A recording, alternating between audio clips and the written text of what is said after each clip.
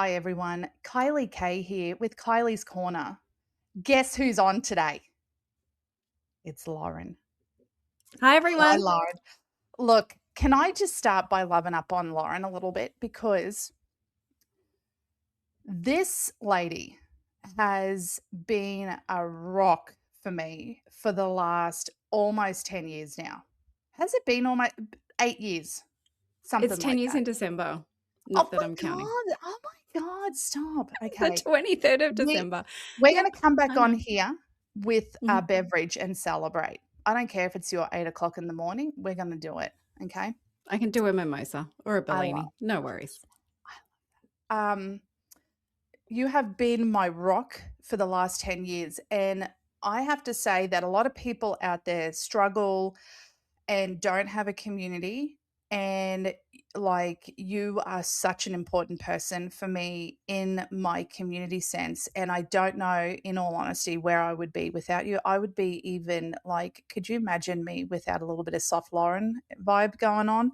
It would be a bit of a shit show. It already is, but it would be a lot more.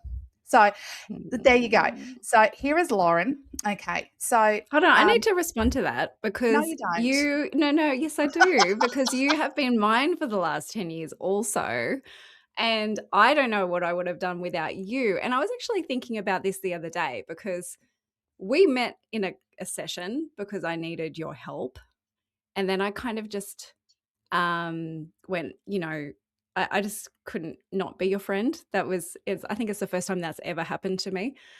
And then I was thinking about it the other day because we're in different time zones. We don't often chat on the phone actually. So we send voice messages back and forth. Mhm. And when you add up all of that communication over 10 years, I've probably spoken to you more than any other friend in my Ditto. life.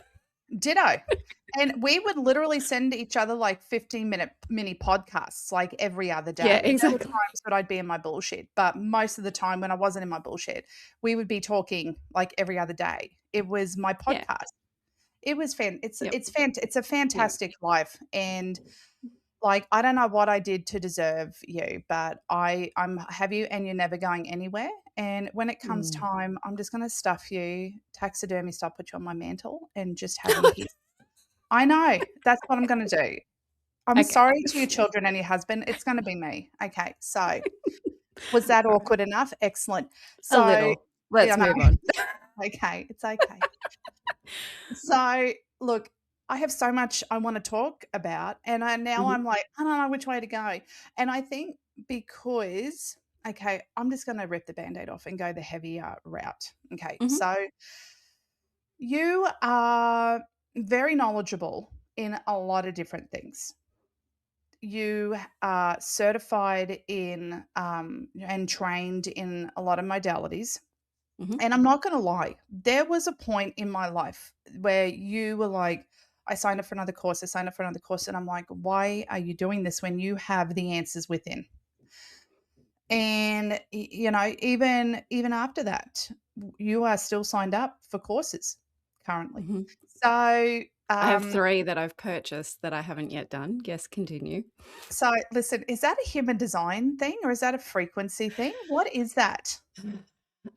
Look, it's really interesting because I even remember when I was younger and I was in the fitness industry, and I was a gym instructor, Pilates instructor, aerobics instructor, aqua aerobics instructor, Wow, I and did then not know that. Okay, yeah, alright, okay. yeah, in my late teens, early 20s. And so I remember at that time thinking, if I want to continue in this field, I need to do a degree. I need to know more. I need to know more because to me, there is always so much more to know. And I'm very thirsty for that knowledge. And yes, in my soul contract, I do have in one of my charts, my phonetic birth name, I do have a 12-3 in soul destiny, and they do tend to crave knowledge and do lots of courses and lots of reading and that sort of thing. Mhm. So I remember it really starting very early and sort of just having this feeling of there's always more to know. Okay. When it came to starting, I guess, down the spiritual and healing path, I was seeing a healer and she's like, you could do this. And I was like, oh, I could do this. And so she recommended I started with Reiki. So, I did Reiki 1, 2, then did master, and then I did the course that she did to be able to do what she did on me, and it just kind of kept going. And I was actually reflecting on this recently. So, yes, I've done Reiki, I've done forensic healing, I've done divine healing, I have done soul contract reading, I have done human design, I have started doing face reading, and the 3 trauma informed courses that I have not yet completed, embodied processing, somatic release breath work, and trauma informed manifestation coaching. They're all things I have on my agenda for this year. So you're right. There's tons of stuff there, and mediumship and psychic development, which is another Mm, thing too. right. But I was reflecting on this because for me, I intuitively know things. I know that I pick up things through the energetic field. I pick up things, especially through the tone of people's voices. I also am acutely aware of how my words land in their body. Right? So there are lots of things that I just naturally do, that I've always done, probably since I was little, and those things, quote, haven't been through a course, haven't been learnt. But with all of, aside from me going, there is always more to know, it's that I feel as though these frameworks, structures, etc., give language that bridge some of that knowing into things that people can hear and accept in themselves. So it's a way to work with what I naturally have, with more information, of course, but it provides context and language to communicate with other people. And so many different people have different ways of hearing things, learning things, understanding things. So, I mean, the other thing is, yeah, I think that really is it. It's about the language. It's a little bit about the framework, but not so much. But Interesting. it's a way for me to translate the energy that I am feeling, hearing, seeing, knowing, whatever, all the senses. Mhm. But it's a way to translate it into different languages that people can hear. Okay. So, I understand that. I understand that. And do you so I have like 6,000 questions. Do you think, like, it gives you some sort of credibility on some level as well? Yeah, 100%. Okay. I do. Yeah. I'm that person who does the course, who gets certified and gets insured. Like, that's just I do all of those, You do all those. I do Yes. the right things. Yeah, yeah. Yes. Quote, quote right things. I'm not insured, but that's okay. Okay. I'm like, "Come at me, bro. I'll send a demon after you." But anyway, um, so I roll. But that, So I just don't even think there's a course for that. So no, I know. That's okay. On the other hand, I literally did a psychic development course, and it was a 2-day thing, Mm. and there was no certificate. It was not certified through anyone, but it was under that umbrella, and that's all I've done. So do you okay, so here's my other question. Do you think that you do these courses for your benefit more so than to share with the world? Oh, yeah. I mean, it definitely, all of it has been towards my own healing, right? Mhm. So everything that I use to work with people, I have worked on myself first, always. Okay. So that's the other thing that just came up actually, and it's another point. Um, every time I've done any modality, and I was absolutely besotted with soul contract reading when I did that in 2020. Did all the levels that year, did all the possible courses, doing readings flat out. But to me, not one of the modalities answered all my questions. Right. right? Because they're all Yes. different lenses. Right. But energy is far too complex to be answered in one modality. Right. And Mhm, that leads me to my next question, because now I've mhm. got the fundamental things out of the way to give everyone a bit of a catch up with you specifically and your journey. Now that and I don't for me, knowing you, and I'd love to hear it from your perspective, the intuitive piece in all of this, when did that penny kind of drop with that? That I Like, what knew that I had it. yes, and or that you embodied it. Oh, embodiment took a really long time. Um, and I would say that, like, that sort of undeniable unshakability of fully trusting it really has cemented over, like, the last year. I wouldn't Right, e s not even before that. I would still look, I would always have thoughts or whatever you want to call them pop into my head, and I would notice them, but maybe I didn't act on them, and then it would become apparent why that came through. A lot of the things that come through for me are very cryptic as well. So sometimes it's taken me a long time to learn the language of my intuition, especially with my dreams, because they're always very, cryptic, and it's like you got to put all these pieces together to make it make sense. But so it's like I'm constantly joining different dots that, and so I'm getting better at it. It's just right, taken a long time. That's just the language of my intuition. Who knows why? I don't know why. It's not simple. Yeah. right.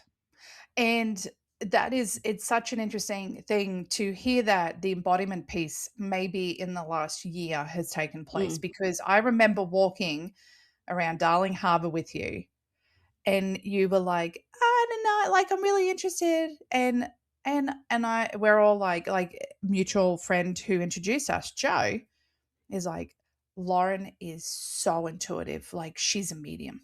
And I'm like, "I know. I know. What the F is her problem? Why are we not getting mm. over this and just embodying this, right?" But it did take the 9, 8, Ages. 9 years to get to that Such a point, long right? time.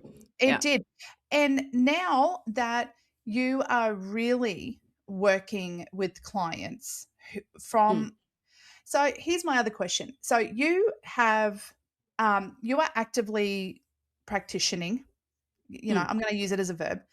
Um, and I know that people come to you for depending on the modality that they're seeking, right? Is that an accurate assessment? Or are they coming because I really think we're at a point where they're coming to you for the gamut of everything, right? Like mm. what talk to me about that. Yeah, look, most often I will get referrals. Mhm. Um, that's basically because I've never been big into socials. I'm still gotta get my shit together with all of that stuff.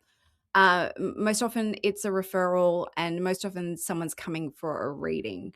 But my there are long-term clients that I work with, and they're my favorite, I have to be honest, because being with them through their journey, and often it will start initially, say, maybe with a reading, but then they'll go into healing sessions. And they'll start with like emotional crises. Something's going on and they come and they need to feel better. And then sort of they book in every time there's an emotional crisis. But eventually they start to see their life change.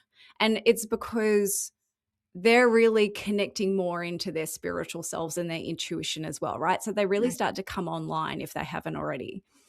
And then I love it when it gets to the point where they're booking in and it's not because there's a crisis. It's because they're opening up and they want to develop more, and it's like I'm doing the work but not in reaction to something challenging that's happened. That's And amazing. That that's the that fun like, bit. that's That's amazing. Yeah, it's so rewarding. Like, don't get me wrong, I'm happy to help anyone in an emotional crisis, but it's just seeing that the shift from that Mhm. into doing the work routinely, whether it be some people are weekly, some people are fortnightly, some people are monthly, whatever it is at that point in their life. And to see that shift into them living a more intuitive life, a more grounded life, emotionally regulated life, all of those things, it's so rewarding. That's the bit I love. That's amazing. Mm, And I think that is testament to you embodying, and I know that you've had clients like that prior to embodying. I still think you were leaning in that prior to probably over the last 3 years, really, really, mm, leaning into that. Um, it's a testament to how far you've come, right? That you're mm, able to hold the space of others who are ready to dive into their own journey fully, right? Because it's one I understand the crisis element too. And I wanted to I don't know where I'm going with this, and I'm not your soul wisdom. I'm just rolling in my corner, mhm. right? So this see, that's Oh, my you didn't laptop put your phone on agreeing with mute. me. I did not put my phone on do not disturb because I am in Kylie's corner and I am not professional. This is just how I roll. Um, Lauren's like, "I'm never coming on this Oh, I love this. rinky This is dink fun. No, no, podcast keep ever going. again." I know this is how we roll here. Yeah. Um, I have flipped off people on this podcast, just so you know. Okay, so, um, trauma. I wanna just Mm, briefly touch on this because I think this is something that we we were taught, I think, as and not being a practitioner of anything. But I think that just as a whole, we're taught to kind of approach trauma from a very spiritual basis, and mm, that there is an element in our modality that can help heal trauma or whatnot. I find it such a huge responsibility and a lot of pressure when people come to me and they're clearly in a psychological, illness, a mental concern, whatever. They're having a breakdown. I seem to get a lot of those, maybe mm. twice, 3 times a year. What's your take on the spiritual world kind of assisting? Do you think there's a place for like really deep-seated trauma? Like, do you like uncover trauma in a Mm. client and you're like, okay, we can kind of approach this from an energetic point of view, from a work on ourselves point of view. But do we reach a wall where we are unable to help people? Does that make sense?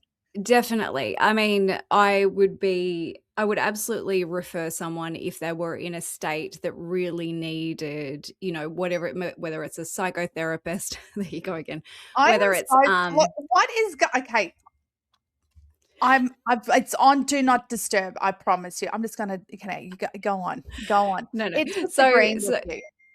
I think that's fine. Let it ding, I'm sorry. whatever. Maybe it's my Option? mum and my dad coming in to say hi. I'm sorry. God. Okay, yes, Okay. sorry, go on. Yeah. So it is really important that those people with really significant trauma who are not coping to see the appropriate practitioner. At this point, that's not me. That's why I am, in moving through studies in trauma because over the years it's become apparent to me that that is, I guess, where I'm meant to be. That's where I feel like I'm meant to be in some Mhm, ways. I think that and I think that it's really easy to dive into the spiritual world to try to deal with trauma, but what you're actually doing is essentially, in a way, bypassing it mhm, because it's really, depending on what you're doing, of course, and it could be, the start of then coming more into the body, but it's really amorphous. It's really outside of the body. It's really, etheric rather than in the body. And trauma is stored in the body. right, So we do need to come into the body for that. So that's why we've seen the rise of so much somatic work, breath work, and all of these different things, of course, which I've mentioned, that I'm planning on studying. mhm, So I don't think it's uncommon for people to reach for spirituality to try and deal with things. But I do believe, that they yeah, hopefully then get directed or they need to be directed to working more in the body and with various processes like EMDR or brain spotting. If you read The Body Keeps the Score, it's got all of these different things, trauma informed yoga, breath Mm, work, whatever it may be, with a qualified person. But I do think it's a common thing for people to reach for spirituality, and we do need to be really careful. We have a duty of care to ensure that they're yes, getting the help that they need.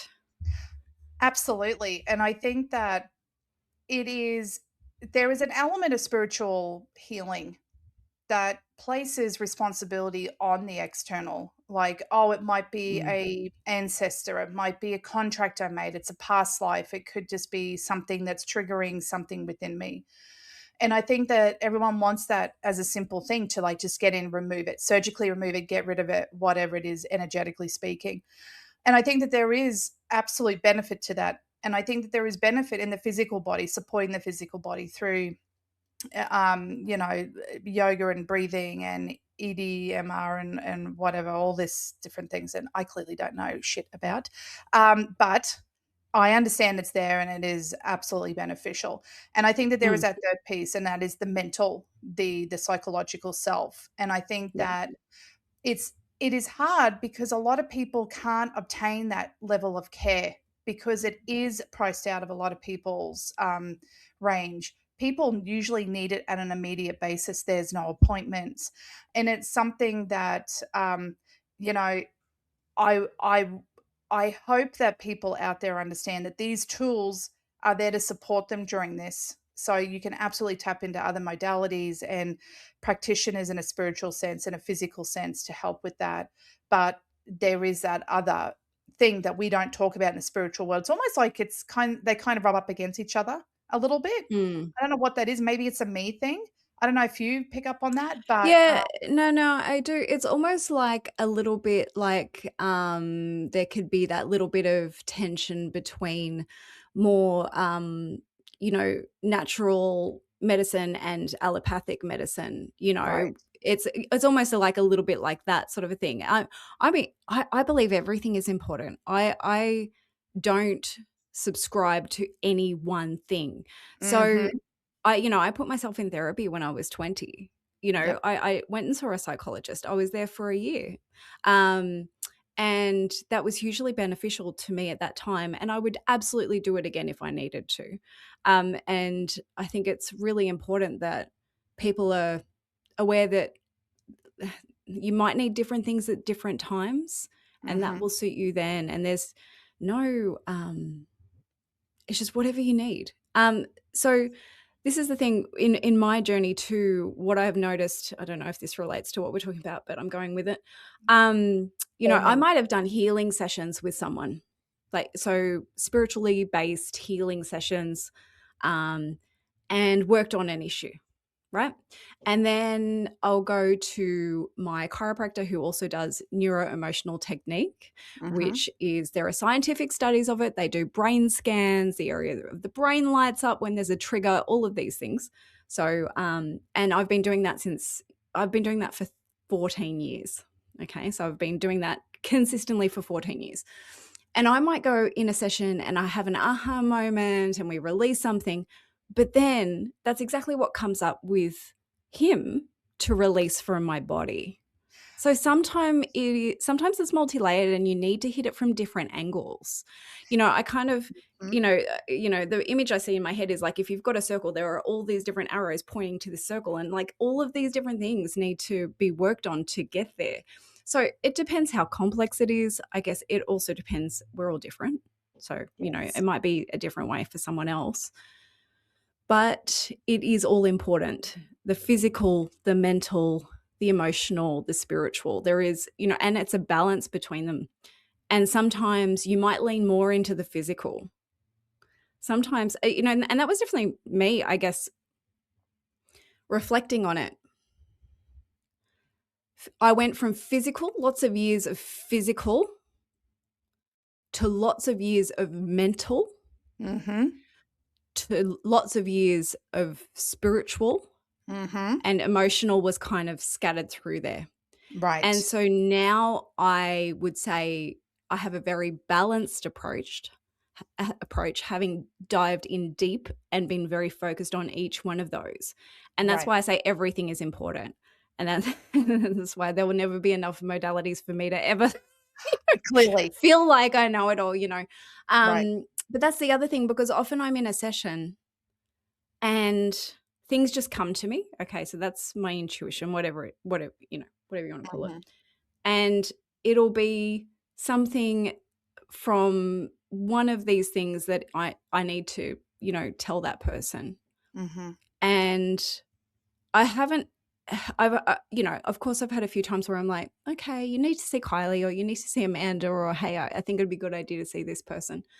But and I do point people to resources as well because I do listen to a lot of podcasts, I read a lot of books and all of those sort of things. So, I think of myself a little bit more as a safe space,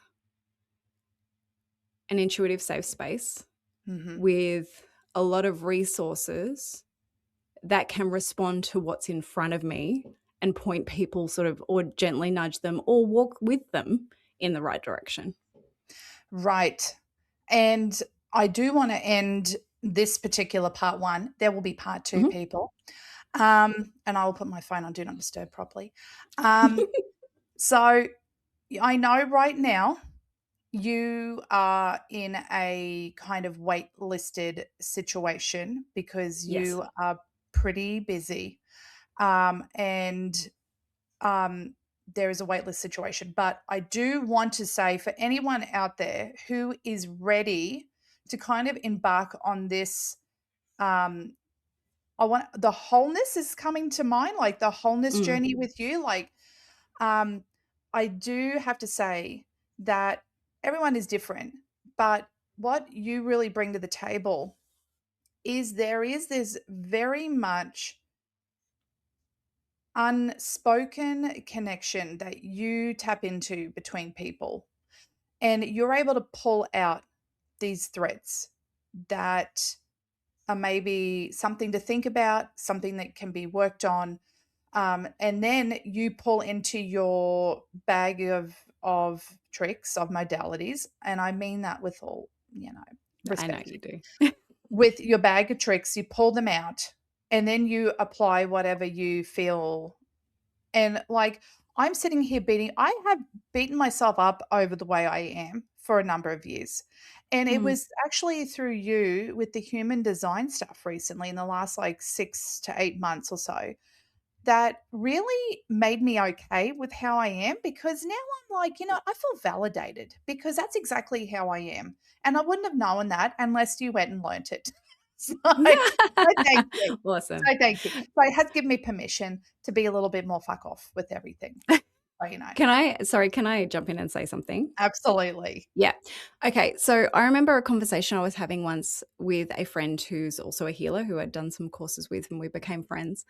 And we had this conversation about don't make people wrong.